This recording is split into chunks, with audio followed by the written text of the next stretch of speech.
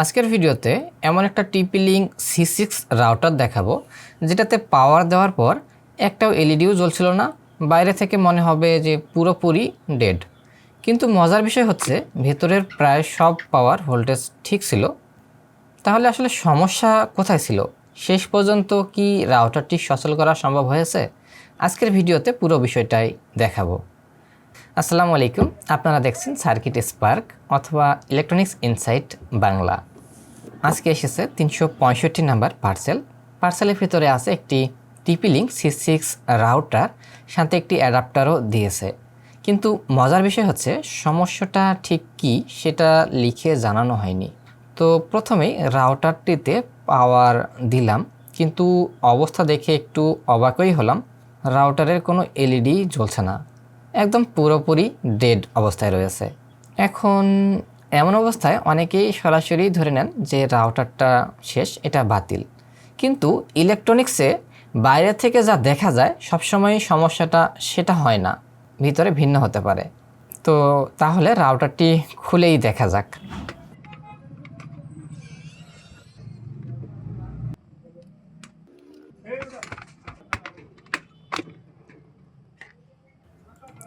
খোলার পর বুঝতে পারলাম এটা হয়তো অন্য কোথাও দেখানো হয়েছিল এবং কাজ করার চেষ্টাও করা হয়েছে, অন্য কোথাও দেখে আছে। তো যাই হোক, আমাদের মতো করে আমরা দেখি। খুলে চেক করা শুরু করলাম। প্রথমেই ইনপুট পাওয়ার সেকশন চেক করলাম, দেখলাম 12 ভোল্ট ইনপুট ঠিকভাবেই আসছে, দেখতেই পাচ্ছেন ইনপুট ঠিক আছে। এরপর একে একে গুরুত্বপূর্ণ ভোল্টেজগুলো মাপলাম। 1.1 ভোল্ট, 1.5 ভোল্ট, 3.3 ভোল্ট এবং সিপিইউ কোর ভোল্টেজ প্রায় 1 ভোল্ট, সবগুলো ভোল্টেজই একদমই ঠিক আছে। তাহলে প্রবলেমটা কি? এখন প্রশ্ন হচ্ছে, সব ভোল্টেজ ঠিক থাকার পরও রাউটার পুরো ডেড কেন? এখানেই আসল রহস্য। পরে যে ভাই এই রাউটারটি পাঠিয়েছেন ওনার হোয়াটসঅ্যাপের মেসেজ চেক করে জানতে পারলাম রাউটারটিতে OpenWRT ইনস্টল করতে গিয়ে সমস্যা হয়েছে। ভাই, আমার রাউটার OpenWRT ইনস্টল দিচ্ছিলাম, পরে পিপিও লাইন ইনস্টল দেওয়ার সময় ওয়ানে আর কি পিপিও লাইনটা সবকিছু ঠিক ছিল, কিন্তু আমার মানে আইএসপি থেকে ওটা আমাকে রিলিজ দেওয়ার মানে আমি দিতে ভুলে গেছিলাম। পরে তখন এখানে কি একটা চাপলাম, পরে এখানে দেখাইলো যে আর কি এরকম যে পার্মানেন্টলি ডিসেবল হয়ে যাবে আমার আইডিটা, বা আমার ওটা নষ্ট হয়ে যাবে এরকম কিছু একটা লেখা ছিল, বাট আমি এটা অফ করে দিয়েছিলাম। ওই পর থেকে ওটা ডেড অবস্থায় আছে আর কি, এখন শুধু একটা বাতি জ্বলতেছে। কোনো সমাধান আছে? অর্থাৎ সফটওয়্যার আপডেট বা ফ্ল্যাশিংয়ের সময় রাউটারটি ব্রিক হয়ে গেছে। তো এই অবস্থাতেও কিন্তু অনেকেই ভাবেন রাউটার বাতিল হয়ে গেছে, ডেড হয়ে গেছে, বা এটা ব্রিক অবস্থায় চলে গেছে, ইটে পরিণত হয়েছে, এই রাউটার আর হবে না, ফেলে দিতে হবে। তো দেখি আসলে কি করা যায়। এখন যারা জানেন না তাদের জন্য ছোট্ট করে বলি, OpenWRT হচ্ছে রাউটারের একটি কাস্টমাইজ অপারেটিং সিস্টেম বা ওএস।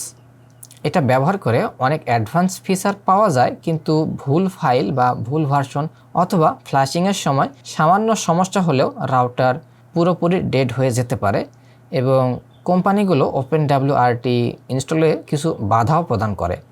বিশেষ করে TP-Link C6-এর মতো এই ধরনের রাউটারগুলোতে আপনি যদি OpenWRT বা ভুল সফটওয়্যার দিতে যান, সেই ক্ষেত্রে কিন্তু রাউটার ব্রিক হয়ে যায়। তো ব্রিক যেহেতু হয়ে গেছে এবং যেহেতু রাউটারটি আর বুট হচ্ছে না, চালু হচ্ছে না, এবার চলুন দেখা যাক এইটা কি করে রিকভার করা যায়।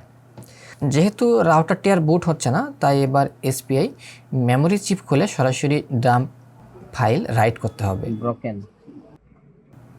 ডাম্প ফাইল হলো সেই ফাইল যেখানে পুরো রাউটারের কনফিগার এবং কোথায় কোন ফাইলটা থাকবে সব কিছুই থাকে, এমনকি ইউজার ডাটা সহ।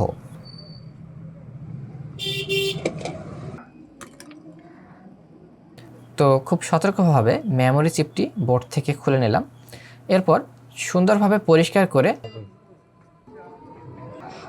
অ্যাডাপ্টারে বসালাম। এটা হচ্ছে প্রোগ্রামারের একটা অ্যাডাপ্টার।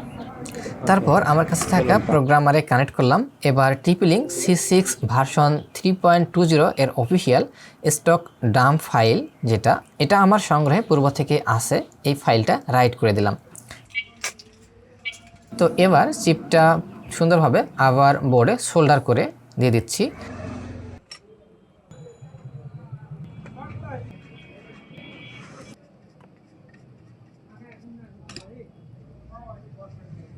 এখন সবচেয়ে গুরুত্বপূর্ণ মুহূর্ত, রাউটারটি মোটামুটি ঠান্ডা হওয়ার পর এবার রাউটারে আবার পাওয়ার দিলাম, আর এবার দেখুন রাউটারের এলইডি জ্বলে উঠেছে, এই যে দেখুন, এবং রাউটারের পাওয়ার এলইডিটা ব্লিঙ্ক করছে, মানে এটা অন হওয়ার প্রসেসিংয়ে আছে।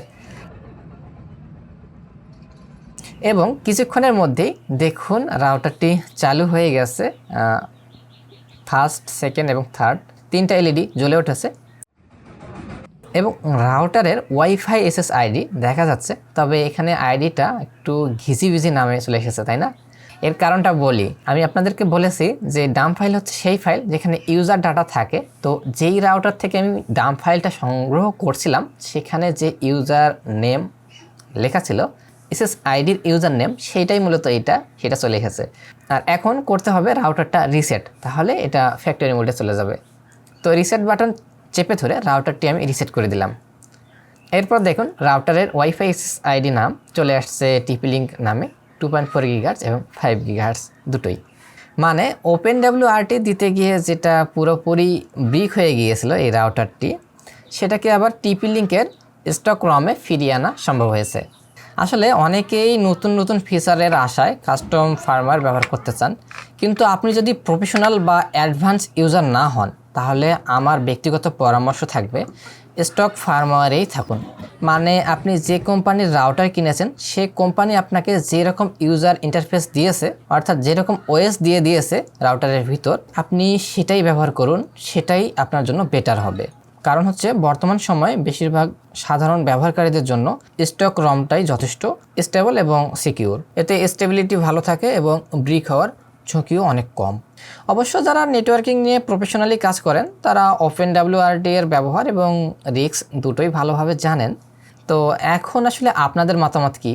বর্তমান সময়ে স্টক ফার্মওয়্যারে ভালো নাকি ওপেনডব্লিউআরটি ব্যবহার করা বেশি সুবিধাজনক? কমেন্টে জানাবেন। আর আপনার কোনো বন্ধু যদি ওপেনডব্লিউআরটি দিতে গিয়ে রাউটার ব্রিক করে ফেলে, তাহলে ভিডিওটি তার কাছে শেয়ার করে দিতে পারেন, হয়তো ভিডিওটি তার কাজে লাগবে। ভিডিওটি ভালো লাগলে অবশ্যই একটা লাইক দিবেন আর চ্যানেলটি সাবস্ক্রাইব করে পাশে থাকবেন। ভিডিওটি দেখার জন্য ধন্যবাদ।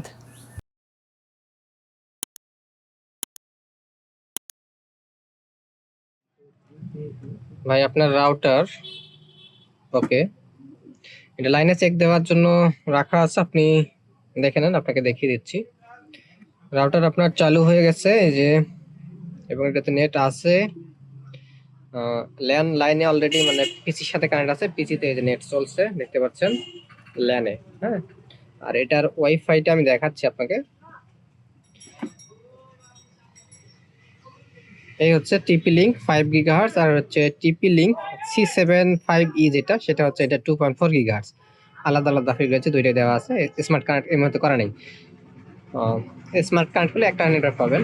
এর সাথে ইউটিউবে গেলাম, এই যে ইউটিউব,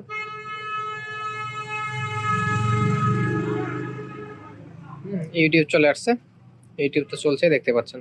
মিসাইল নামে পরিচিত সেঞ্জিল ক্ষেপণাস্ত্র শব্দের চেয়ে 13 গুণ বেশি গতিসম্পন্ন। ঠিক আছে, আচ্ছা 2.4 গিগাহার্টজ এর সাথে কানেক্ট করলে কানেক্টেড।